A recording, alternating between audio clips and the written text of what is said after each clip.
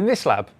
I'll start by an introduction to the Power BI desktop, which is one of the tools that you can use to connect to data, model it and visualize it in different ways. I'll focus on the data transformation capabilities of the Power BI desktop, and actually that's probably where you'll spend most of your time when you're doing BI projects. No matter what sort of data source you're connecting to, the Power BI desktop can support that, and it can help you cleanse that data, tidy it up, put it into a format that's more usable as you start creating relationships, doing further analysis and visualizing that data as well. Specifically around transformations, we'll focus on things like splitting and merging columns, changing the data types, working with dates, and doing things to help model that data in different ways and create relationships between it so that it's easier to do that analysis.